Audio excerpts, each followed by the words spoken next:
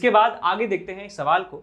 सवाल में दिया है a biconvex lens of focal length f forms a circular image of the radius r of the sun in the focal plane, then which option is correct.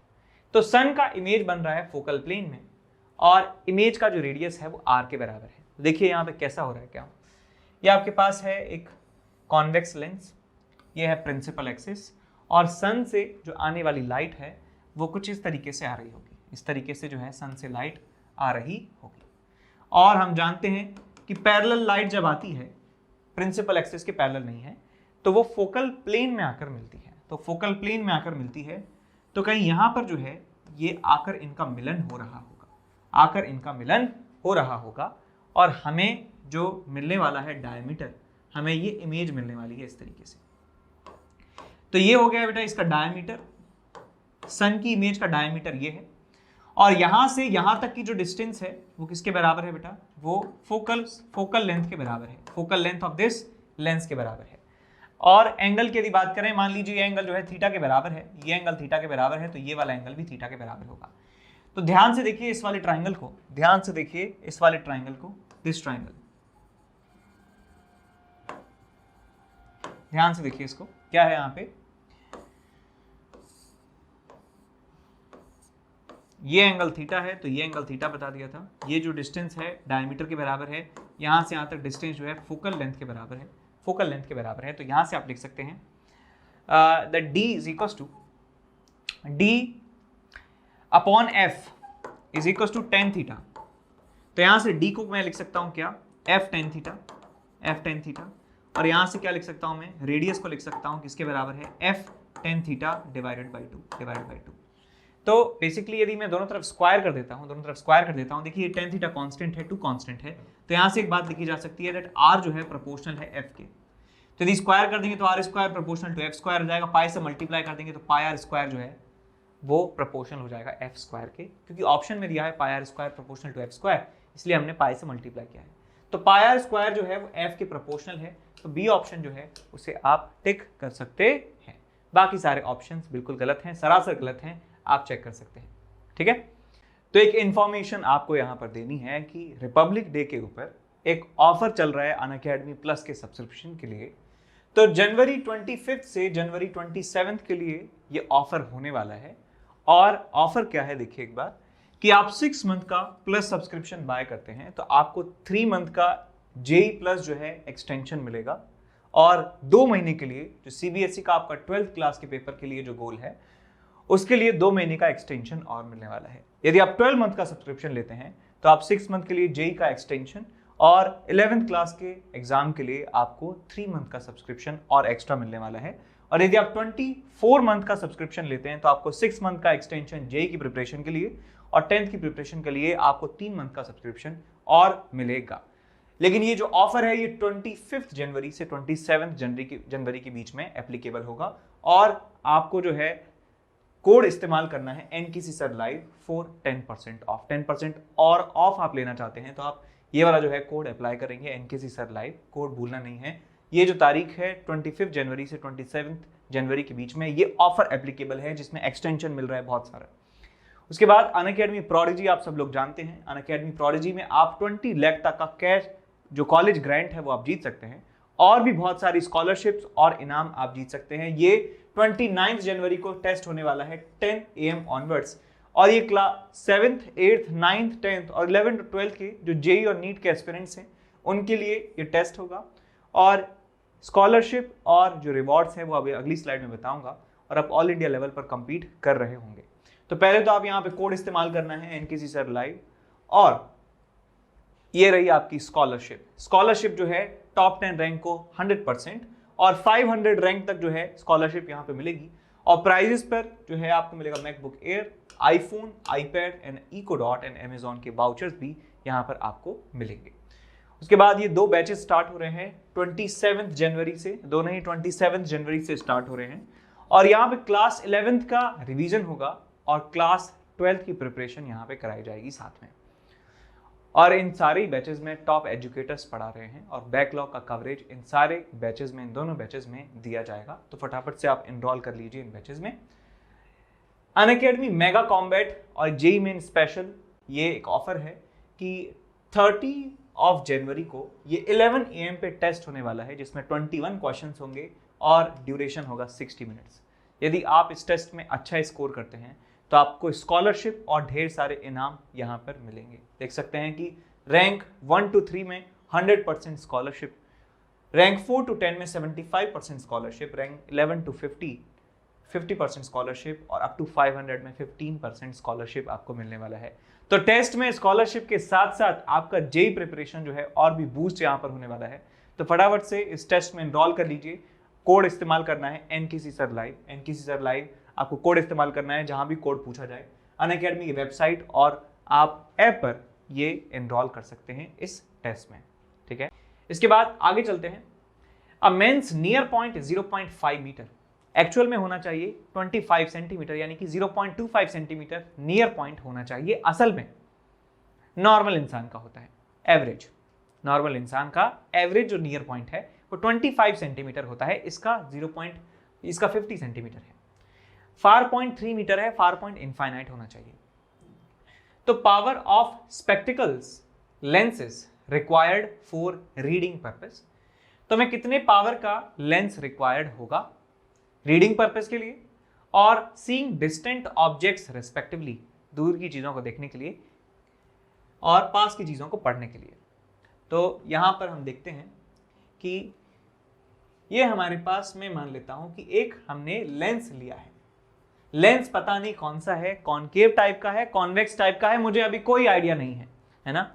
मैं मान लीजिए doctor हूं, मैं मान लीजिए आंखों का डॉक्टर हूं और मुझसे कह रहा है ये बंदा कि जो चीजें हैं ना सर वो पास से नहीं पढ़ी जाती हैं, मुझे ऐसे दूर करके देखना पड़ता है, मुझे दूर करके देखना पड़ता है, मुझे यहां पर देखना पड़ता है चीजों को। आपने देखा होगा बहुत सारे लोग जो हैं वो पढ़ते हैं, जो लोग अपने 50s में 60s में हैं उनकी आंखें में ऐसा हो जाता है प्रॉब्लम कि वो ऐसे पास से नहीं पढ़ पाते, ऐसे पढ़ते हैं, वो ऐसे पढ़ते हैं, दूर रख के पढ़ते हैं। तो वही चीज़ यहाँ पर हो रही है। मुझे बताइए उस बीमारी का नाम क्या है जिसमें पास की चीज़ें देख नहीं पाता है बंदा। तो जो ऑब्जेक्ट है, अच्छा वो 0.5 यानी 50 सेंटीमीटर दूर की चीज़ें ही देख पाता है। अब एज अ डॉक्टर मैं क्या चाहूँगा, मैं चाहूँगा कि नॉर्मल इंसान ये बन जाए, इसकी आंखें नॉर्मल इंसान जैसी बन जाएं। यानी कि यदि कोई ऑब्जेक्ट 25 सेंटीमीटर पर भी रखा होगा तो चश्मा पहन के इसको नॉर्मल इंसानों की तरह दिखे। यानी कि यदि कोई ऑब्जेक्ट मान लीजिए 25 सेंटीमीटर पर रख दिया, 25 सेंटीमीटर पर रख दिया, जो लिमिट होनी भी चाहिए नॉर्मल इंसान की, तो जो चश्मा है, जो लेंस है, उसको ऐसा इंतजाम करना है कि आंखों को बुद्धू बना दे। देखिए आंखें तो बदल नहीं सकते, हम चश्मा लगा सकते हैं, बदल भी सकते हैं, लेकिन मुझे इतना नहीं आता, मैं सिर्फ चश्मा बना सकता हूँ। तो मैं चश्मे से क्या जादू करूँगा कि जो ऑब्जेक्ट एक्चुअल में 25 सेंटीमीटर पर रखा है उसका इमेज जो है वो 50 सेंटीमीटर पे बना दूँ, उसका इमेज 50 सेंटीमीटर पे बना दूँ और आंखों को मैं पागल बना दूँ, आंखों को जो मैं पागल बना दूँ। आंखों को लगेगा कि यार इमेज तो यहीं पे है, यानी कि लाइट जो रेज हैं वो यहाँ से आ रही हैं, तो हमें क्या मतलब, हमें तो दिखता ही 50 सेंटीमीटर का। तो हमने चश्मे की सहायता से, लेंस की सहायता से आंखों को बुद्धू बनाया है, आंखों को पागल बनाया है। ऑब्जेक्ट रखा है यहाँ पर, लेकिन आंखों को क्या लग रहा है कि लाइट तो भाई यहाँ से आ रही है, लाइट जो है यहाँ से आ रही है, इसका मतलब सब ठीक है। तो आप यहाँ पे लगा सकते हैं लेंस इक्वेशन, तो 1/v minus 1/u is equal to 1/f। 1/f आपको मिल जाता है। सो 1/50 माइनस में और प्लस में 1/25 इज इक्वल टू 1/f आपको मिल जाएगा। यहाँ से आप हटाइए इसको, f की वैल्यू मिल जाती है आपको 1/50 के बराबर। 1/f इज 1/50, f आपको मिल जाता है प्लस में 50 सेंटीमीटर। इसका यदि पावर निकालना चाहें तो पावर लेंस का होता है 1/f 100/50 सेंटीमीटर कर सकते हैं। तो प्लस में 2 डायोप्टर जो है आपको पावर मिल जाती है। तो पहले वाले रोग को सही करने के लिए, नियर पॉइंट को फिक्स करने के लिए हमें 2 डायोप्टर का, प्लस 2 डायोप्टर का हमें लेंस पहनाना होगा। तो पहले पार्ट का आंसर तो प्लस 2d होगा। तो कौन कौन से गलत हैं, ये गलत है और ये गलत है। अब बी और सी में से हमें पहचानना है कि कौन सा सही है, तो दूसरा वाला पार्ट भी सही करना होगा। सीइंग डिस्टेंट ऑब्जेक्ट रिस्पेक्टिवली, तो 3 मीटर तक वो दूर की चीजें देख सकता है। दिक्कत क्या है इसकी आंखों को कि साहब ये 3 मीटर दूर की चीजें जो हैं वो देख सकता है। यहां पे हम इसको लेंस पहना रहे हैं, पता नहीं कौन सा पहनाएंगे, 3 मीटर तक देख पाता है। असल में होना क्या चाहिए कि इनफाइनाइट पे रखी हुई चीजें भी इसको दिख जाएं। तो हम कुछ जादूगरी यहां पे करने वाले हैं, इसको चश्मा पहनाएंगे और चश्मे का काम क्या होगा कि इनफाइनाइट पे रखी जो चीजें हैं, इनफाइनाइट पे रखे जो ऑब्जेक्ट जो हैं उनका इमेज बना दे, कहां पर, 3 मीटर पर बना दे, जिससे इमेज जो आंखें जो हैं क्या दिखेंगी, आंखें तो इमेज को देखने वाली हैं, बिकॉज लाइट जो रेज हैं वो चश्मे में से होकर आ रही हैं। तो चश्मे से जो इमेज बनने वाला है, जो स्पेक्ट से जो इमेज बनने वाला है, आंखों को इमेज दिखने वाली है। तो इमेज हम इस ऑब्जेक्ट का यहां पर बना देंगे और आंखों को लगेगा कि लाइट रेज तो यहीं से आ रही हैं और इतना तो देख सकते हैं। तो यहां पे मैं लेंस इक्वेशन लगाऊंगा 1/v minus 1/u is equals to 1/f. So 1/v is -3 minus में 1/u is minus infinite is equals to 1/f. तो यहां से f की वैल्यू मिल जाती है आपको -3 के बराबर आपको मिल जाती है f की वैल्यू, यानी कि ये कॉनकेव टाइप का लेंस आपको लगाना होगा। कॉनकेव लेंस आपको यहाँ पे इस्तेमाल करना होगा और इसका पावर यदि आप निकालना चाहें तो आपको मिल जाएगा -1/3 के बराबर। -1/3 डायोप्टर जो है, यानी कि माइनस में 0.33 डायोप्टर जो है आपको आंसर मिल जाएगा, -0.33 dioptre.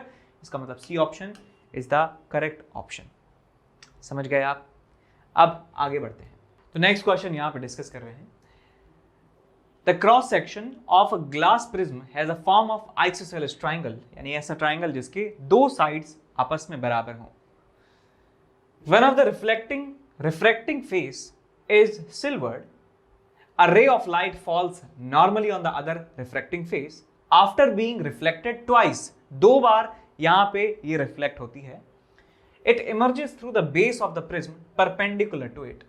The angles of the prism are, तो हमें एंगल बताने हैं कि इस आइसोसेलेस ट्राइंगल के जो तीनों एंगल्स हैं वो क्या क्या होंगे, ये आपसे पूछा गया है।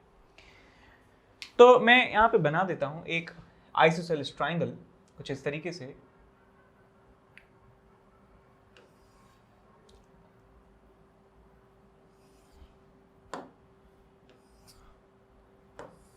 यहां पे मैंने एक आइसोसेलेस ट्राइंगल बना दिया है और इस ट्राइंगल का ये वाला जो एंगल है वो कह देते हैं एपेक्स एंगल ए के बराबर है। ये वाला जो एंगल है थीटा के बराबर है, तो ये वाला एंगल भी कह सकता हूं थीटा के बराबर है, बिकॉज ये वाली साइड आपस में बराबर हैं, तो ये वाले एंगल भी आपस में बराबर होने चाहिए।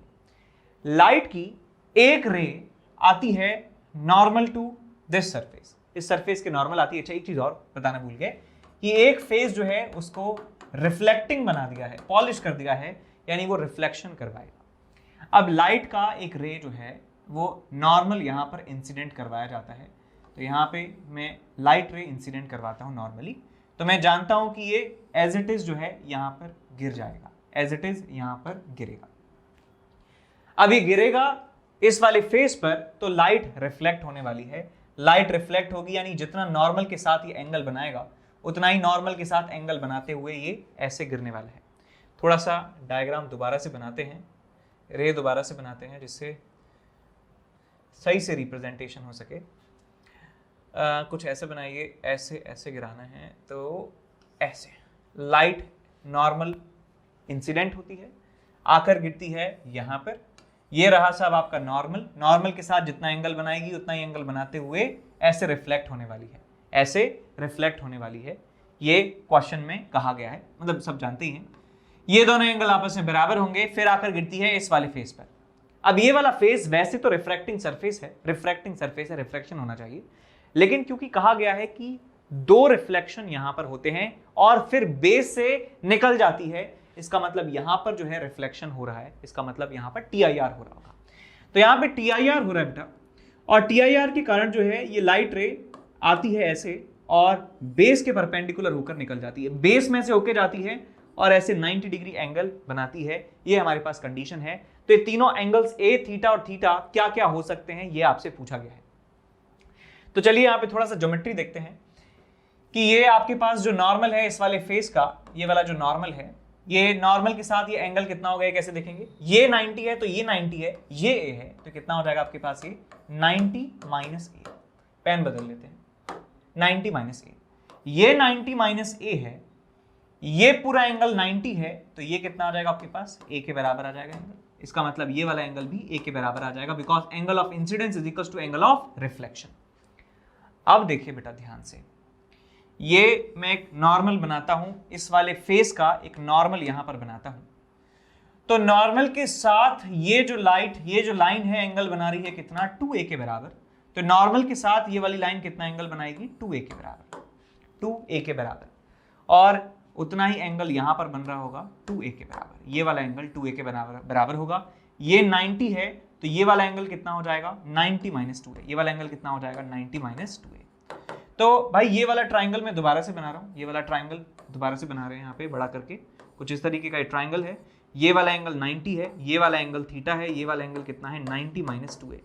इन तीनों एंगल्स का समीशन जो है 180 के बराबर होना चाहिए। तो यहाँ पे मैं लिख सकता हूँ theta plus 90 minus 2a plus 90 is equal to 180। तो 90 और 90 180 कैंसिल आउट हो गए, थीटा की वैल्यू आपको मिल जाती है 2a के बराबर। इसका मतलब हमारे पास जो एंगल आ जाते हैं वो है थीटा बाई 2, ए की वैल्यू थीटा बाई 2 और थीटा और थीटा, ऐसे एंगल्स हमें मिलने चाहिए। अब यहाँ पे जो हमें ऑप्शंस दिए हैं, ऑप्शंस में से देखिए 2 एंगल बराबर होने चाहिए और तीसरा एंगल इनका आधा होना चाहिए। तो यहाँ पे 54 होना चाहिए था 27, लेकिन यहाँ पे 72 दे दिया है, गलत है। एक ही ऑप्शन अच्छा मैच कर रहा है कि theta theta theta by 2, theta theta 2 theta है, थीटा थीटा 2 थीटा है, हमें चाहिए थीटा थीटा थीटा बाई 2। तो ऑप्शन नंबर बी ही यहाँ पर मैच कर रहा है। अच्छा एक चीज और, यहाँ पे जरूरी नहीं है कि सिर्फ एक ही पॉसिबल सॉल्यूशन है, और भी सॉल्यूशन पॉसिबल हो सकते हैं, बस ये वाला रिलेशन फॉलो करना चाहिए, थीटा थीटा और थीटा बाई 2। इसके बाद आगे बढ़ते हैं।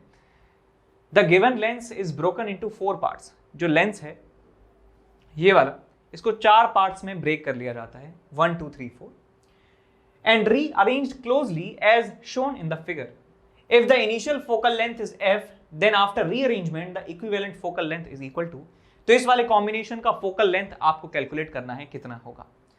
अब एक बात मैं जानता हूं अच्छे से कि ये आपके पास यदि कोई लेंस है, इस लेंस को यदि मैं प्रिंसिपल एक्सिस के अलोंग काट देता हूं, यानी कि 2 पार्ट कर देता हूं इसके, एक वाला पार्ट ये और दूसरा पार्ट ये, इस वाले पार्ट का नाम मैं बोल देता हूं 1 2, इस वाले पार्ट का नाम बोल देते हैं 3 4, तो इसका फोकल लेंथ और इसका फोकल लेंथ इसके फोकल लेंथ के बराबर ही होगा। इसका फोकल लेंथ f है तो इसका भी f होगा, इसका भी f होगा। जब प्रिंसिपल एक्सिस के अलोंग हम कैंची चलाते हैं तो फोकल लेंथ पर कोई असर नहीं पड़ता है।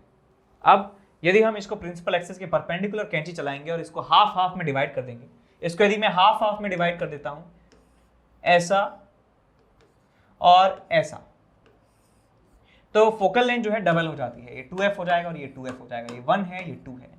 सिमिलरली यहाँ पर भी ऐसा होने वाला है कुछ इस तरीके से, ये आपके पास 3 है और ये आपके पास 4 है, इसका फोकल लेंथ 2f, इसका फोकल लेंथ 2f हो जाएगा, क्योंकि हम जानते हैं कि इसको और इसको मिलाने से ये मिलेगा। और इन दोनों का इक्विवेलेंट कैसे निकालेंगे, 1/2f plus 1/2f is equal to 1/f equivalent, that is equal to 1/f, यानी कि f जो है, समझ गए कि इन दोनों का कॉम्बिनेशन ये है, इसका यदि फोकल लेंथ f है तो इनका 2f होगा। इसका मतलब हमें समझ में आता है कि जितने भी इंडिविजुअल पार्ट्स हैं 1 2 3 4, इन सब की फोकल लेंथ कितनी है, 2f। अब इनको यदि एक साथ जोड़ दिया जाता है तो 1/f इक्विवेलेंट में निकाल सकता हूँ 1/2f plus 1/2f plus 1/2f plus 1/2f, यानी कि 4 टाइम्स 1/2f। 2 से चला गया 2, तो f इक्विवेलेंट आपको मिल जाता है किसके बराबर, f/2 के बराबर। f/2 के बराबर हमें आंसर मिल जाता है। इसके बाद आगे चलते हैं अगले सवाल पर। Consider the shown glass slab having thin biconvex cavity of air centred at O। तो यहाँ पे एयर की कैविटी है इस ग्लास स्लैब में, और ये बाइकॉन्वेक्स कैविटी है, यानी कि बाइकॉन्वेक्स लेंस को रिप्रेजेंट कर रही है जो एयर से बना हुआ है, और दोनों तरफ जो मीडियम है वो ग्लास है। एक ब्लैक स्पॉट है P यहाँ पर, जो 5 सेंटीमीटर इस O से दूर है, तो आपको उसका इमेज बताना है कितना होगा। ग्लास का रिफ्रैक्टिव इंडेक्स 3/2 दिया है और radius of curvature of each surface is 10 centimetre. तो सवाल में हमें बेसिकली इमेज निकालना है, कैसे निकालेंगे देखिए ध्यान से। तो ये जो आपके पास लेंस है इसका फोकल लेंथ देखिए कैसे निकालेंगे। ये आपके पास लेंस है, इसका रेडियस जो है बेटा वो 10 सेंटीमीटर है, ये वाले पार्ट का रेडियस ऑफ कर्वेचर भी 10 सेंटीमीटर है, इसका रिफ्रैक्टिव इंडेक्स बाहर का 3/2, इसका रिफ्रैक्टिव इंडेक्स है 1। तो लेंस मेकर फॉर्मूला से मैं यहाँ पे इसका फोकल लेंथ निकालूंगा। So 1/f is equal to mu lens upon mu environment 3/2 minus 1/r1 minus 1/r2। तो आपको यहां से मिलेगा -1/3 इंटू ये आपको मिलेगा 2/10 1/5 1/f। तो 1/f लेंस जो है आपको मिलता है -1/15, फोकल लेंथ मिल जाता है -15 सेंटीमीटर के बराबर। तो ये एक कॉनकेव जो है लेंस की तरह बिहेव कर रहा है, ये कॉनकेव लेंस की तरह बिहेव कर रहा है।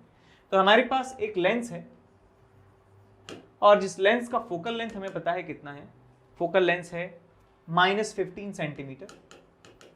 ऑब्जेक्ट जो है रखा हुआ है 5 सेंटीमीटर दूर और हमें इमेज बताना है कितना होगा, कहां पर होगा। तो बस मुझे क्या करना है, लेंस इक्वेशन का इस्तेमाल करना है। लेंस इक्वेशन क्या होती है, 1/v minus 1/u is equal to 1/f। So 1/v minus 1/u is equal to 1/f equation में यहाँ पे यदि इस्तेमाल कर देता हूं तो आपको मिलेगा 1/v minus 1/-5 is equal to 1/-15, minus minus plus हो गया, आपको मिलता है 1/v इज इक्वल टू 1/-15 और यहाँ पे मिलेगा आपको माइनस में 1/5, 3 से मल्टीप्लाई यहाँ, 3 से मल्टीप्लाई यहाँ। सो -4/15 आपको मिल जाता है 1/v की वैल्यू, और v की वैल्यू मिल जाती है -15/4। तो ये कितना आ गया आपके पास 7.5 3.75 -3.75 सेंटीमीटर आपको यहाँ से आंसर मिल जाता है। तो इमेज जो है लेफ्ट साइड में बनेगी बिकॉज माइनस है, और डिस्टेंस कितना होगा इस लेंस से 3.75 मीटर। ऑप्शन नंबर डी आप टिक कर दीजिए। तो क्वेश्चन यहाँ पे मैं डिस्कस कर रहा हूँ आपके साथ। A monochromatic beam of width t is incident at 45 degree on an air water surface. The refractive index of water is mu. The width of the beam in the water is equal to. तो एक beam का width आपको दिया है जब वो air में होता है और वो बीम एयर वाटर इंटरफेस पर 45 डिग्री पर इंसिडेंट होता है। जब वो बीम रिफ्रैक्ट होगा, वाटर के अंदर जाएगा, तो उसके रिफ्रैक्टिव इंडेक्स आपको दिया है, आपको बीम का विड्थ बताना है वाटर के अंदर कितना होगा। तो मैं मान लेता हूं कि ये एक इंटरफेस है जो एयर और वाटर को सेपरेट कर रहा है। एयर वाटर को सेपरेट करने वाला एक इंटरफेस यहां पर मान लेता हूं, और इस इंटरफेस पर एक बीम आकर गिर रहा है at an angle 45 degree. At an angle 45 degree beam यहां पर आकर गिर रहा है, एंगल जो है 45 है। तो यदि मैं जो बीम का ये वाला लाइट रे है सबसे एक्सट्रीम वाला, और बीम का ये वाला एक्सट्रीम वाला लाइट रे है, मैं कह सकता हूं कि ये जो लाइट रेज हैं ये 45 डिग्री एंगल बना रही हैं नॉर्मल से, normal to interface 45 degree angle बना रही हैं। अब होगा क्या, इसका जो एक्सपेक्टेड पाथ था वो ये था, लेकिन बिकॉज ये रेयरर से डेंसर मीडियम में जा रहा है तो इसका जो पाथ है डाइवर्ट हो जाता है, नॉर्मल की तरफ बेंड हो जाती है ये लाइट रे। तो इस तरीके से आपको मिलने वाला है जो रिफ्रैक्टेड बीम है वो इस तरीके से जाएगा। ये हुआ आपका रिफ्रैक्टेड बीम आपको यहाँ पे मिल चुका है। अब जो विड्थ है बेटा ये आपको दे रखा है t के बराबर है, तो आप बताइए ये विड्थ जो है t डैश कितना होगा। t डैश की वैल्यू आपको फाइंड करनी है। तो सबसे पहले तो यहां देखिए आप ध्यान से कि ये जो आपके पास डिस्टेंस है, ये वाली जो डिस्टेंस है ये लेंथ कितनी है, t के बराबर है। ये लेंथ जो है t के बराबर है, ठीक बात। ये एंगल 45 है, ये एंगल 45 है, तो मैं इसके बारे में क्या कह सकता हूं कि ये वाला एंगल कितना होगा, ये भी कितना होगा 45 के बराबर होगा, और ये भी एंगल कितना होगा 45 डिग्री के बराबर होने वाला है। सारे एंगल 45 होंगे ये हम कह सकते हैं यहाँ पे क्लियरली। तो ये वाली जो लेंथ है मैं मान लेता हूं इसे d के बराबर में मान लेता हूं। तो यहां से लेके यहां तक का जो डिस्टेंस है निकाला जा सकता है बड़े आराम से कि आप इस ट्राइंगल को देखिए, इस ट्राइंगल को आप ध्यान से देखिए। इस ट्राइंगल में मैं यदि लगाता हूं this is hypotenuse and this cos 45 is equal to t, तो यहां से मैं लिख सकता हूं d cos ऑफ 45 डिग्री इज इक्वल टू t, यानी कि d by root 2 is equal to t आपको मिल जाता है। तो d की वैल्यू मिल जाती है t अंडर रूट ऑफ 2 के बराबर, यानी कि ये वाली जो डिस्टेंस है बेटा ये मिल जाती है आपको t अंडर रूट t के बराबर, t अंडर रूट 2 के बराबर, रूट 2 इंटू t के बराबर मिल जाती है। अब हमें जो है निकालना हमें जो निकालना है वो ये वाली डिस्टेंस निकालनी है। इसका मतलब ये वाली डिस्टेंस से कह सकता हूँ कि मुझे ये वाली डिस्टेंस निकालनी है। कलर बदल लेते हैं, ये कलर ले लेते हैं, हमें ये डिस्टेंस निकालनी है। ये डिस्टेंस कितनी होगी? अब इस वाले ट्राइंगल को आप देखिए ध्यान से, इस वाले ट्राइंगल को देखिए, ये एंगल 90 डिग्री के बराबर है, ये एंगल 90 डिग्री के बराबर है। और बाकी एंगल्स की यदि बात करें तो नॉर्मल से रिफ्लेक्टेड लाइट का जो एंगल होता है वो आर के बराबर होता है, एंगल ऑफ रिफ्रैक्शन। ये यदि एंगल आर के बराबर है तो ये 90 माइनस आर हो जाएगा, ये हो जाएगा 90 माइनस आर, और ये वाला एंगल हो जाएगा आर के बराबर। तो इस ट्राइंगल को यदि मैं बनाना चाहूं दोबारा से तो कुछ ऐसे आपको ये ट्राइंगल मिलने वाला है, लाइक दिस। ये एंगल 90 है, ये एंगल आर है, ये एंगल कितना है t √2 के बराबर, और ये t डैश की वैल्यू मुझे कैलकुलेट करनी है। तो आप यहां ट्रिग्नोमेट्रिक रेशियो से लिख सकते हैं कि t√2 into cos of r is equal to t dash, यहां से लिखा जा सकता है। तो मैं यहां पे लिख सकता हूं t dash is equal to t √2 into cos of r। अब कॉस r कैसे निकालेंगे? कॉस r निकालने के लिए आप यहां पे स्नेल्स लॉ लगाएंगे, यहां लिखेंगे 1 इंटू 1/√2 साइन 45, समझ गए ना? μ1 sin theta is equal to μ2 sin theta 2 is equal to, यहाँ पे लिखेंगे mu into sine of r. तो यहाँ से साइन आर की वैल्यू आपको मिल जाती है, sine r is equal to 1/μ√2, और यहाँ से कॉस आर की वैल्यू आप निकाल सकते हैं, is nothing but 1 minus sine square r, 1 minus sine square r is equal to 1 minus 1/2 μ² का अंडर रूट। तो आपको मिल जाता है यहाँ से 2 μ² माइनस 1 का under root divided by √2 into mu. अब ये हमें cos r की वैल्यू मिल चुकी है, cos r की। अब cos r की वैल्यू को यहाँ पे आप सब्सटीट्यूट कर दीजिए तो t डैश की वैल्यू मिल जाती है t √2 into 2 μ² minus 1 divided by √2 into mu का अंडर रूट।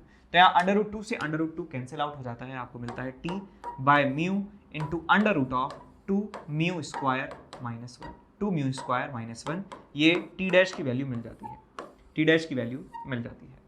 ठीक है, समझ में आया सवाल?